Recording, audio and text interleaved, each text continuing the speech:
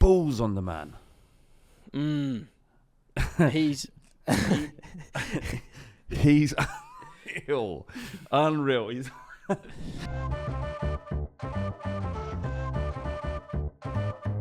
without Casemiro and the amount he cost, Man United won't have spent so much money that they can't buy a player in January and therefore have to go into the loan market and sign Wout Weghorst, who turns out to be a pressing monster and thus provides them with the EFL Cup, their first piece of silverware in 6 years. yeah. He's also...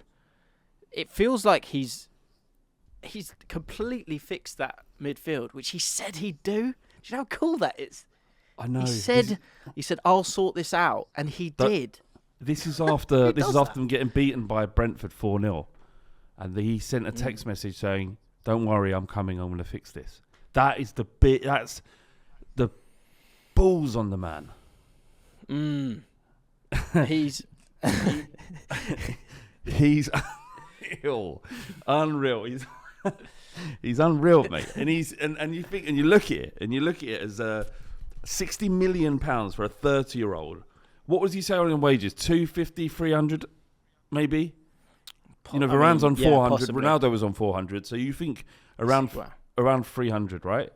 But he fixed them. He did. He created an environment that made them, by his ability to defend, an attacking force out of nowhere where they look super dangerous, and he's a massive part of it. Yeah, I think that I say this a lot on my channels, that there are certain... I've always felt like there's certain midfielders that can create like a force field. You can also have it in different areas of the pitch. So like Ronaldinho had a force field, but in a different way. Yeah. Because you're kind of scared to go and tackle him because he's just going to go past you. Ilias Chair, players like that. But with Casemiro and centre midfielders who can have that kind of force field, his is so interesting because it's not actually a force field of, say, a Pirlo or a Paul Scholes in terms of give me the ball, or Bruno Guimaraes actually kind of has it for Newcastle. But Casemiro has it from like when they haven't got the ball, and there's a moment in the game where it's this lovely like a bit of sort of colour, I guess, in terms of the visuals of the game, and there's a focus pull from Casemiro as the single pivot as Sabitza's just come on, and it's the focus is on Sabitzer, who's much closer to the camera. If you imagine a sort of a triangle of a single pivot and those two midfielders, and Sabitzer turns around and kind of goes, "Do you want me to come back and help?" And then the focus turns to Casemiro. Casemiro goes, he just sort of scrunches his face. He goes, "No, you stay up there. Don't worry about it." And that energy. That energy, that understanding, that trust in yourself, the ability to read the game, to have a defensive force field. Yeah. It really struck me yesterday. Yeah. But it wouldn't have happened if it wasn't for Rabiot's mum. Okay. We must remember that. What? Explain. Harry at Gingernut23 said, if Rabiot's mum let him join us, we wouldn't have signed Casemiro, and we probably wouldn't be where we are right now. True. Yes. Now, De Jong, of course, so that's interesting as well. If Barcelona had just paid up De Jong and allowed him to go to Man United, they wouldn't have signed Casemiro. Barcelona might be as good, might not have been as good, but they might have beaten Man United in the Europa League and might still be in the Europa League right now, which will, if they can keep going in that competition, that might provide them with a certain amount of money, which are giving them a sort of net parity. But would Casemiro have stayed at Real Madrid and therefore making them better, and Barcelona wouldn't be, I think they're 8 points clear or something? Yeah. So maybe by not selling Frankie de Jong weakened Real Madrid. Nice. Now, hey, Flav gets it. I like this. The one with Rabiot's mum deals with his transfers and stuff, which is I don't know. He's a problem. he's a long-winded problem for every club that he's been to. He's always had this. Oh, he's got a bad attitude kind of kid. Would have been the wrong fit for United. From a tactical point of view, the fact that you play that single pivot, it means that you have another player higher up the pitch. Yep. Which means you can get the ball higher up the pitch, which means that someone like Rashford, if you think of under Ole Gunnar Solskjaer, Rashford had a really good season, but he was sort of dropping back, and him and Luke Shaw were sort of trying to work their way up the pitch. Now with Casemiro there, that's not necessary, and Rashford could stay higher up the pitch. So is Rashford the best player in the world right now? if Casemiro doesn't sign for Man United? No, absolutely not. Any player that's absolutely flying and has all of the form and is untouchable is enabled to do that by the players around him. Often, like Casemiro's getting huge amounts of credit, as he should, but his players don't get that credit. And Rashford takes it all, typically, in this circumstance. It reminds me a little bit of when we had Dembele in midfield, and it just gave Dele Alli the freedom to just do what he wanted, to float around, move into space. And Dembele would get the ball, and we knew, and our fullbacks knew in Rose and Walker, that we don't have to worry. Our defensive duties, while he has the ball, is gone and are gone. And up there we'd go. And suddenly we had 4 attackers just merely because Dembele had it.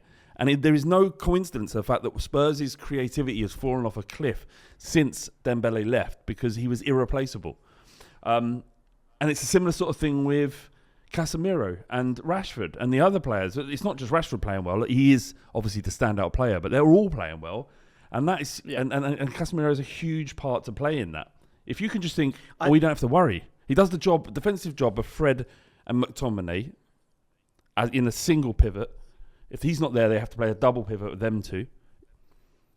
He does that job, and Fred can move further forward and be a part of the creative process rather than the tidying process, because Casemiro does it all on his own. 4.5 tackles and interceptions per 90, which is amazing. 2.87 aerial duels won, which is the top 3% in Europe.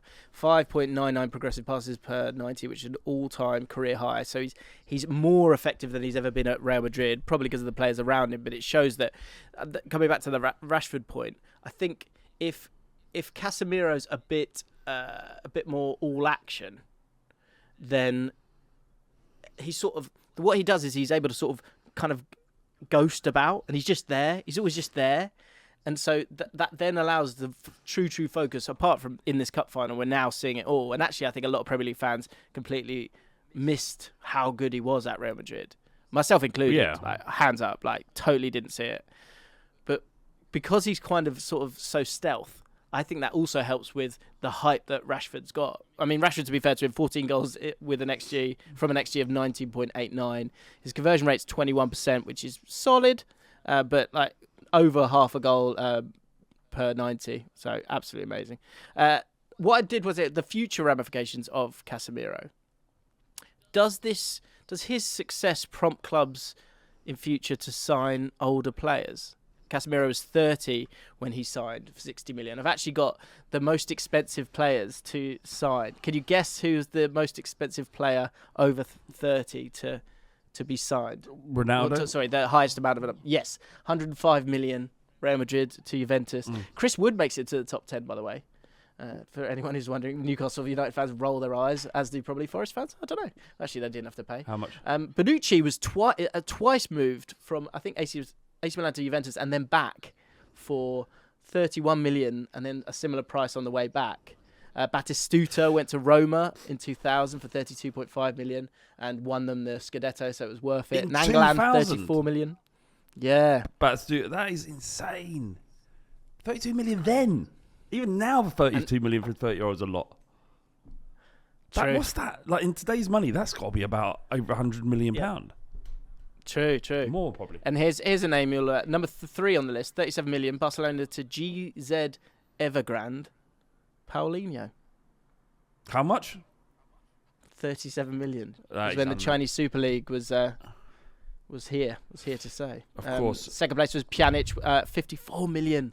Juventus to Barcelona. Barcelona have made some terrible buys in the last few years. So, I mean, that's interesting because Pjanic is one of the players that deal is being investigated currently. So that's interesting.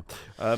Do you think people will go down that road though? Because I think actually the focus is so much on those big money buys of those young players. But when we see what's happening at Chelsea and we see the difference that a guy who's been there, done it, and has still got the legs can do, even if it's in a short period of time, there's value in that market still, surely? Yeah, I think there's a couple of things there. I think the players are being able to play longer and older.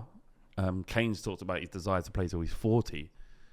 The nutrition's better, the training's better, they're better taken care of, the pitches are better. the equipment they're using is better, so they are going to have longer careers. So 30 now is probably 27, 28, 20 years ago. So if Kane signs a new contract for Tottenham Hotspur now, or is bought by Manchester United for 80 million in the summer as a 30-year-old, you wouldn't really bat your eyelids, because if you're getting 4 years out of him as one of the best in the league, it's not a problem. And also, you've got to take into account the motives of the owners and how they're spending their money and what they get out of it. For clubs that are owned by people with unlimited wealth, that they can't spend all their money even if they tried, the age of a player will be inconsequential, because they can do it again next year.